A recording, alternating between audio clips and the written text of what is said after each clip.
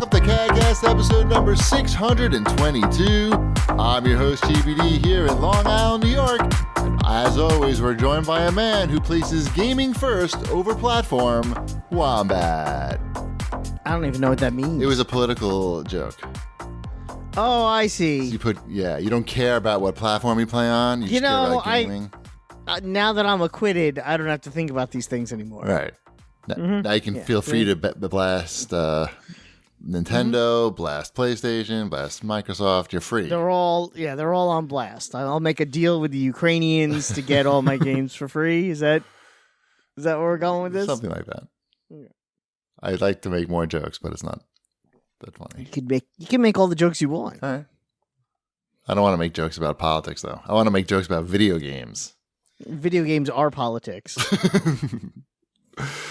They're trying to be. I don't know. Stop, Wombat. You're ruining the show. What are you doing?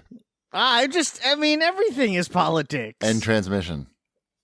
Just saying. Everything is politics? No, I don't think that's true. Everything is politics. No. When you're sitting there eating a pizza, it's not politics. Pretty sure pizza's politics. Explain how that's, if I'm sitting at a table eating a slice of pizza, how that's politics. Well, I think you're really talking about the geopolitical situation and history between the Italian people and the American people and the Italian-American people. It really touches on everything from the beginnings of organized crime to hiring practices in the United States to mild racism to overcoming such racism. And there's a lot of politics in a slice of pizza. I would have went to do the right thing right away. You ever see that movie? I have seen that movie. There's a lot of pizza in that movie. They'd be throwing a garbage can through a window. Is that better? Right. It's fine. Mm-hmm. How you doing, everybody? Ship, you're here. Oh, yes. That was a weird everybody that you just did. I don't know. I know there was everybody, and then there was Ship. Oh, you weren't part of that everybody. You were part of... It's like in the Gilligan's Island theme song. And the rest here on Gilligan's Island. You're the rest. I'm like a Harlem Globetrotter. Mm-hmm. It rhymes with best. Yes. I'm doing great. That's good. I was in Des Moines. Why? He was fixing the caucus. Exactly. Were you building an app? Yes. They said they needed something in Excel to count all these votes. So I quickly threw something together. It's great. And you fixed it. Right. I fixed it. You're back home. Mm-hmm. I don't even think it's fixed. I was out there for work. I've never been to Des Moines before. Is it nice? And I mean that sincerely. Is it nice? I don't know. Yes, it's a fine Midwestern town. There's like no traffic. They have really wide like roads and no cars on them. And no people. That is why there's no cars, I'm assuming. And no Jews. I wonder, I'm assuming it's a nice place to live. I guess. It was cold. There was snow on the ground. All right. I ate at a place called Jethro's Barbecue and Bacon. Wait, bacon like BACON, BAKIN apostrophe? No, just bacon, just normal. Oh, just bacon twice? Just twice. Oh, so they're serious. And how was the barbecue and bacon? It was good. Did you get the bacon? It was a place that was on diners, drive-ins, and dives. And it's still in business? And Wombat didn't know it? Yeah, apparently it's still in business. Yeah. I recommended a place for you to eat, but you didn't eat there. So where was that? Fong's Pizza. And pizza. It's like it's a place it's a pizzeria and an old Chinese restaurant, and when you drink, if you do their special shot, you get to wear an airplane helmet. That sounds awfully political to me. I don't know. Right. A Chinese pizza place? Right, promoting... It is very political. It's promoting drinking also. What they're known for is their crab rangoon pizza.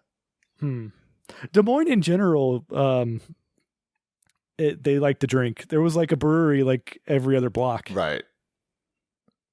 That sounds about right. But their Target was terrible. I posted a picture of that. Well, it is Des Moines. Yeah, but it was just sad. Like they had, I don't know, maybe like 15 Xbox games. And the same thing was for PS4 as well. There was like, here's 15 retail games, and then right above them were like 15 digital cards that were pretty much the same 15 games. I'm very curious now. Let's go on Zillow and let's see what it's like in Des Moines, I think Iowa. people are just busy drinking there, and they don't have time for video games. Mm-hmm. They got to fill up those bars. There's a lot of houses for sale in Des Moines, Iowa, according to Zillow. So It seems like a fine place to raise a family. yeah, I would believe that too. I picked up a Magnavox Odyssey 300 while I was out there. How was that? It seems pretty solid. Did you try it? I haven't plugged it in yet, no. Right. It takes a little bit to plug one of those in. Yeah. Got to find the antenna. The round antenna, not the standard antenna. Yeah, it sounds like a lot of work. Mm-hmm. Why'd you buy it? Because I don't know. I wanted a memento from Des Moines, Iowa. Yep. When I think of There's Iowa, some nice houses. You could buy some nice houses there for over $1 million. yeah. Why don't you just buy a house, Shipwreck? You could buy $1 million. You could buy $1 million home in Des Moines, Iowa. Okay. I bet you get a lot for $1 million in Des Moines. I bet you do. I was gonna say, I'm not being 100% serious. I bet you get a lot for your money for Des Moines, Iowa. I don't know. You guys should check it out sometime. Yeah, schools are not highly rated though. It's sort of a. What do you need to learn though? I have children. They would need to go to a school, and I think the school that's rated a 2 out of 10 on great school rankings is not necessarily where I'd want them to go. But what if they want to learn about like farming or something? I'm sure that's what the 2 comes in. Yes, trees and corn. The agronomists. Mm-hmm. That's a word. They wouldn't even teach them that word in school. I like how you're looking to move already just because you heard there's a restaurant that has bacon twice in the name of it. I was curious. You know what? I would love to live in the Midwest. It seems very nice and wholesome. Yeah. I just don't know how accepted I would be. You could be the Jew. I would be the Jew. I'd come in. I feel like it would be like my cousin Vinny everywhere I go. The record player would skip every time you walk into any store. Every time I walked into any store. The store doesn't even have a record player. How come that's that? No, they all have record These players. Utes behind the counter won't serve me. Excuse me, sir. Did you just say Utes? I had at a different restaurant, a different brewery. I had a mac and cheese waffle. Ah, how was that? That was pretty good. I've made that before. It's good if you don't want to shit for like a day or two. I didn't. I was flying home the next day, Right. So that was part of the plan. Clog you up. You see, he's thinking 2 steps ahead. I don't know. I don't want to be all clogged up on an airplane. I don't know. You get up in the pressure will release it. I don't know. I don't want to be pooping on the airplane. Well, right. That's why you clog it up. No, you got to just take care of it before. Isn't that better? That's where the Metamucil comes in. See, we're going in different directions. I don't know. I think I've only had Metamucil once in my life, and I don't know. I think that was just like, let's see what this is. Well, I'll tell you, they make these like little cookies now. And Does the cookies work as well as the drink? yeah, I think so. You have to take them regularly though. To be regular? Yes, Howard Stern talks about the cookies. He takes the cookies, but I prefer the drink. But you know what? I prefer both. I was pretty good about the drink for a long time, and then it's been years. Yeah, cookies. I would go for the I drink. just eat a lot of chili. Chili. Does Metamucil make a chili?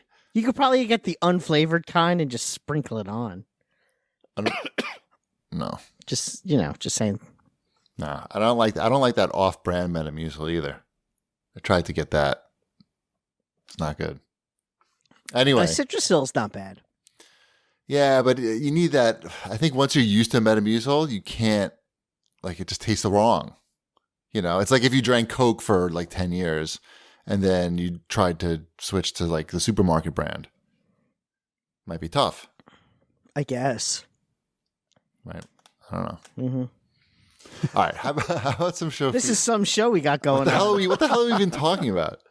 I don't know. Show feedback. We have Godzilla 3 has to say. Oh, finally. CAGcast is barely a video game podcast at this point. It's more of a Dad Bod hang. I mainly listen for Wombat. What does that even mean? What is that? How can a podcast have a body? It just meant that we just spent the last 10 minutes talking about Metamucil. That's what that means. But all right. Well, he was proving our point, which is why I did that. No, he was proving his own. We were proving his point.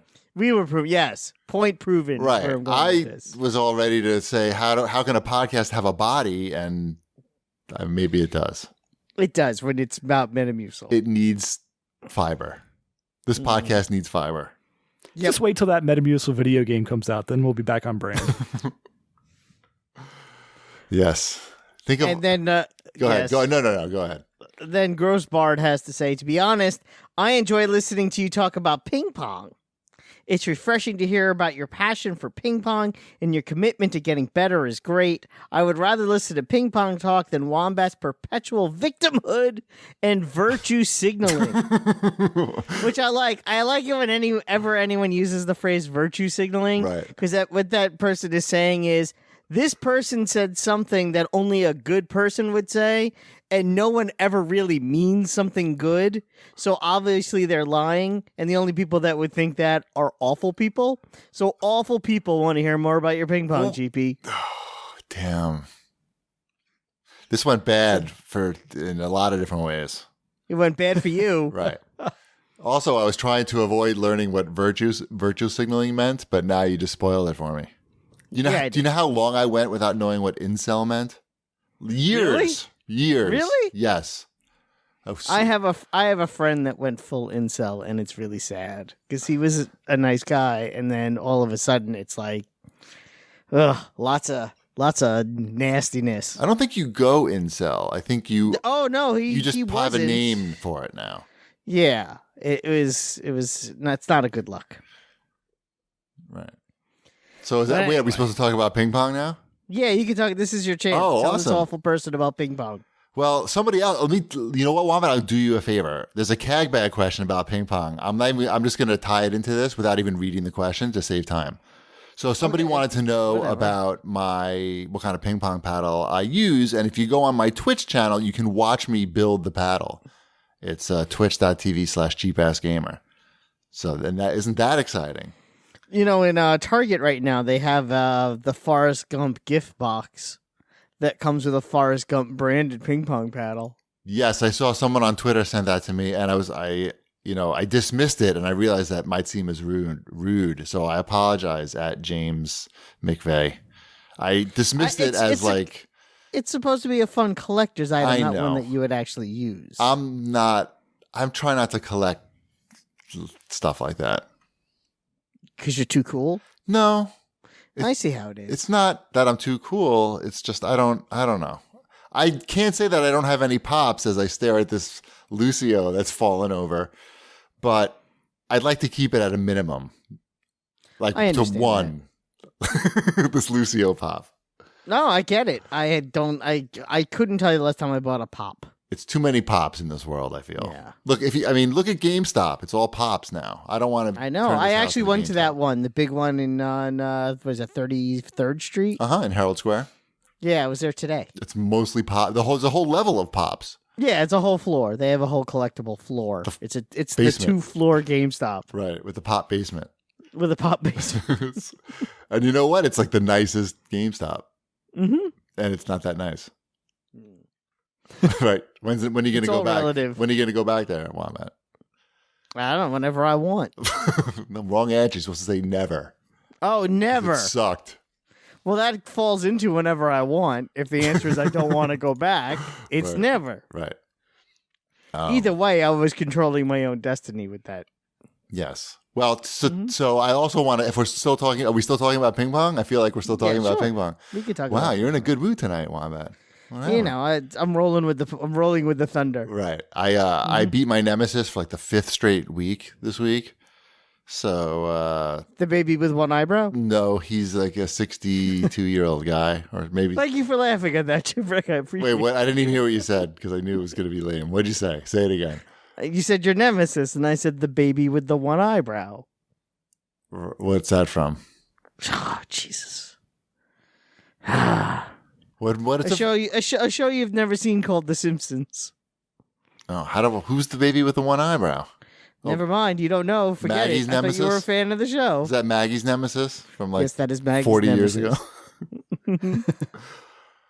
ago? Anyway, so things are going great in my ping pong career. That's what I'm really here to say. But luckily, it's really a big part has to do with going to Orange Theory 2 to 3 times a week, because it is a very physical. If you want to play at a certain level, you need a decent level of fitness. If you don't have the skill in the table tennis, you need at least the high level of fitness to be able to hang in there. Anyway, that's it for the show feedback. That's the show? That's the show feedback. That's it. We'll see you next week. Ping pong and I dad called bods. listener awful, so there you go.